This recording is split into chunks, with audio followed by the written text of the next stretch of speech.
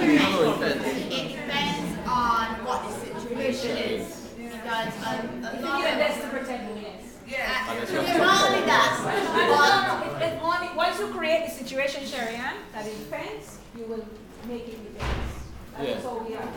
But I find that sometimes, as a boss of men and women, I find that employees sometimes don't know where to draw the line.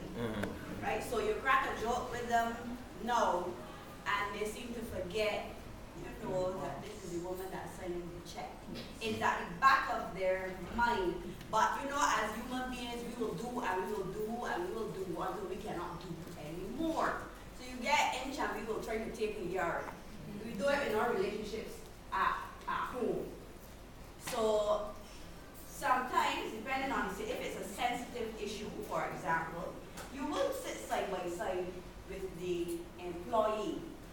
But in terms of if the person is forgetting, not necessarily want to be harsh, but you have to reestablish who the boss is. You're not talking to them, you're not lecturing them, but you're just saying, there are some lines you don't cross, and I respect you, or you respect me. But sometimes the people only get it if you sit in that chair.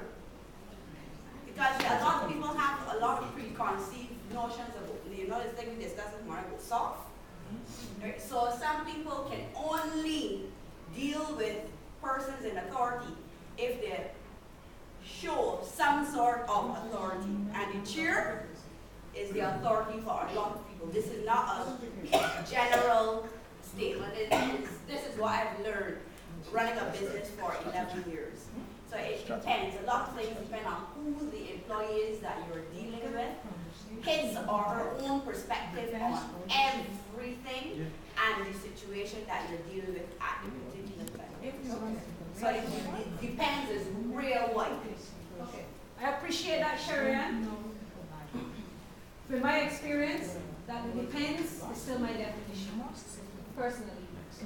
And unless I feel my safety is threatened, then that's probably, so I'm saying it depends, it's still a definition that you would choose to put on there, so you create that. The other thing too is that I'm trying to look at some scenarios that Sharian brought up that are lessons for us, and I just want to pick them as nuggets of things you need to use them and learn.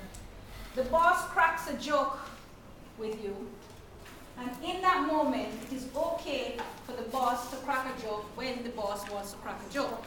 But later on, I want you to know I'm the boss. And I'm not cracking jokes with you, no.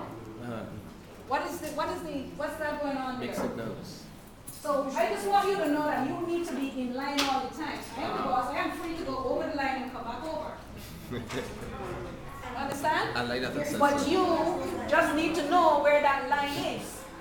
As leaders, your behavior, because that person is going to go home and do that same thing with the next person, is going to perpetuate it. I'm not saying it's wrong or right, I just want you to be aware of the story that you'll be telling through. Remember I talked earlier about the contradictions that we have in our lives, and we don't understand sometimes how it impacts on all the other things that seem to be going on around us, and we don't even know the source of it. Okay? So, being the boss, and we have created a culture that says it's okay because you are the boss. And there's certain things that are not okay when you are the employee. That's the environment that we've lived in, and somehow it has worked for us for years. But what we don't know is where it has not been working for us, and what is the opportunity costs of where it has not, because we haven't even paid any attention to it.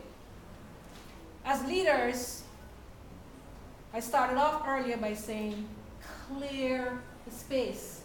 Forget everything that you've learned before. Look for new opportunities to create a culture, an environment, and something that creates the happiness that you're looking for in your life and in your team. If something has worked in the past and you decide to embrace it and continue to do it, and it works. It works for Sherry Ann, and she's happy, she's comfortable as a manager, she's successful with it. So I'm not saying it doesn't work. What I'm saying is just work with it and manage it. Don't just go with it. So that you are in a position to see when it's working and when it's not working, and you can stop it, you know, because it's not making me and my team happy. And it creates an opportunity to have a discussion with your team. So we've been doing this for the last 6 months. Is it working, team? Create that opening for them to be able to share that. It goes into your listening. So everything we did this morning is going to impact on you inside here individually and in your role as a leader. And I hope that somewhere in that journey you can begin to create the happiness that you want. Create it. Don't ask anybody else to do it for you. You create the happiness that you want. Thanks for sharing this morning. Thank you.